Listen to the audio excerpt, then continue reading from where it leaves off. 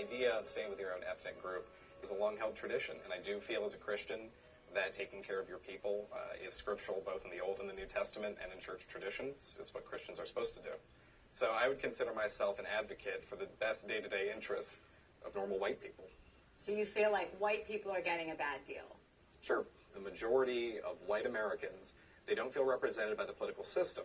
Do you consider yourself a white supremacist? No, not at all. I mean, they never do, though. I would rather be able to have voluntary separation. You just want everybody to kind of voluntarily come together and say, let's separate. Yes. So it's not forcing anybody, but you want to have like-minded people saying, yeah, that's a great idea. Yeah. How would that look if we were looking at a map? The first step is to create local communities, specifically Appalachia and the Midwest. You know Dolly Parton's from Appalachia? That's great. Yeah, she's great. We could have a combined state because we share a very similar culture and economy. Different areas, especially in the Deep South with high black populations, would do exactly what the Nation of Islam has said, and to create a black homeland in the South. Are there any white people that you wouldn't take into your community? It would be insane to have a small community that is very conservative and Christian and then import a bunch of people from Seattle, white hipsters who are atheist communists into your commune. What about like Paris Hilton? I think you guys can keep her. The LA commune can keep her. All right. What do you say to people who would say that you're racist? The current definition of racist is if you're a white person who's breathing.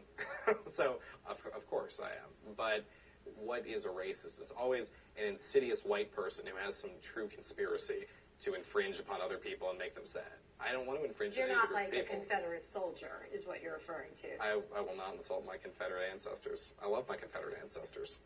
Good for you, them and you. Do you feel like you're a pretty open-minded guy? I'd like to think I'm pretty open-minded.